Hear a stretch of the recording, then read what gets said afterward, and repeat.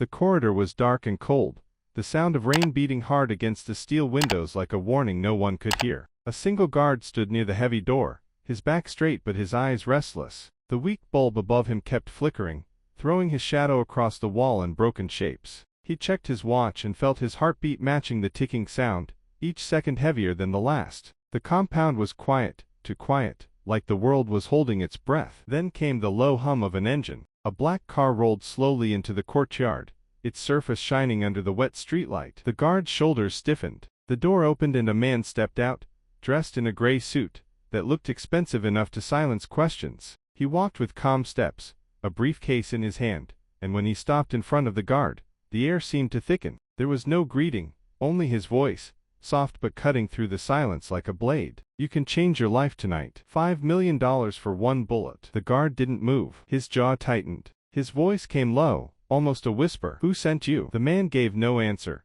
just bent slowly and clicked the locks of the briefcase. As it opened, a glow spilled out, bundles of money stacked like bricks of sin, shining under the dim light. The guard stared at it, his eyes catching the gold reflection, his breath caught in his throat. The man's smile was small but sharp, like he already knew the choice would be made. And then, silence. Only the rain outside, and the weight of the moment pressing down like a storm about to break. What he did next would change everything. He stood frozen in the rain, but his mind was far away, pulled back to long nights, where hunger kept him awake and unpaid bills sat like curses on his kitchen table. He thought of his mother, frail and coughing, her medicine running out because the last paycheck was gone before it arrived. He thought of his little girl, and the time she nearly died because the hospital wanted money first. The smell of wet earth mixed with the sharp scent of money from that open briefcase, and for a moment it felt like a lifeline thrown to a drowning man. 5 million. Enough to fix everything, to never worry again. But behind that thought came another,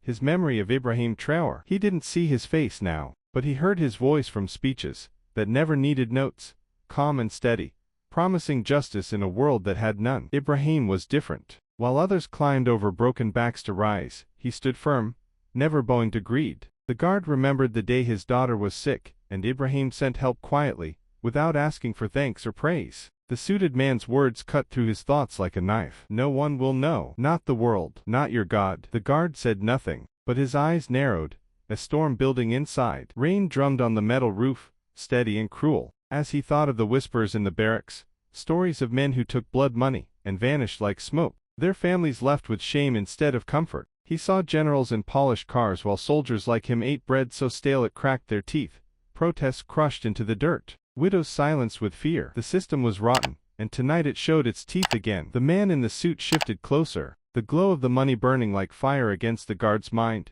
each note a promise and a curse. Silence stretched long before the guard finally turned away and reached for his phone. His voice was low, flat, and then hung up. The hall was bright with flashing lights and restless voices, cameras lined up like soldiers ready to fire questions. Reporters leaned forward, pens scratching, their eyes hungry for a headline. Ibrahim Traoré stood at the podium, calm as stone, his hands steady on the wood, his voice cutting through the noise like a slow, clear river. The guard stood a few steps away, one hand brushing the cold steel of his holster, his face hard, unreadable, while inside, a storm howled. Every second felt stretched thin, every tick of the clock like a drum beat in his chest. Sweat rolled down his back, his shirt clinging tight as he kept his eyes moving. Outside, in the darkness of the parking lot, a black car waited like a silent devil, and inside that car lay the briefcase, 5 million reasons to betray everything he believed in. Then the door opened with a soft creak that somehow sliced through the noise. The suited man walked in,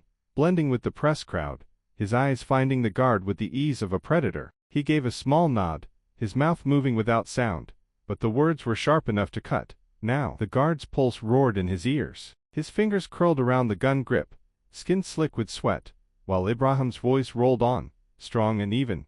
"Justice will not be bought. Not today. Not ever." The words struck like thunder, but the storm wasn't outside, it was inside him. Time slowed. The guard stepped forward, and the room seemed to hold its breath. For a second, it looked like he would aim at Ibrahim, and then the gun swung the other way. "This is the man who came to buy my soul," he said, his voice loud, iron hard, echoing against the walls. The man in the gray suit sat in the back of a police truck, wrists locked in steel, his head hanging low as cameras caught every frame of his fall. Screens across the world lit up with the same headline, Plot to assassinate Ibrahim foiled by loyal guard. Social media exploded like wildfire, with people cheering, debating, and arguing about loyalty, money, and power. In the days that followed, the truth spread like cracks in glass. The corporation that sent the bribe was exposed, its secrets ripped open for all to see. Generals who had lived like kings while soldiers starved were dragged into courtrooms, their faces pale under the lights. There were whispers now, whispers of change,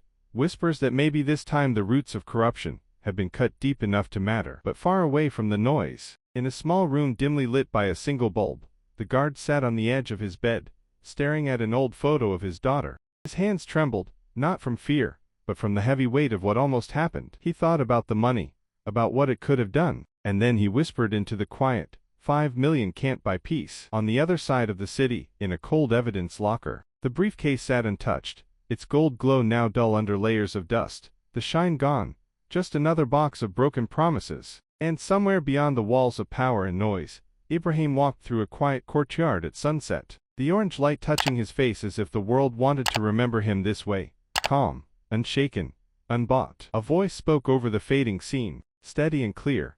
Some wars are won without bullets. Some victories begin in silence, in the heart of one man who refuses to sell his soul. The screen darkened, and then came the guard's voice, soft but strong, like a truth that could not be buried. I didn't save a man today. I saved myself. 88.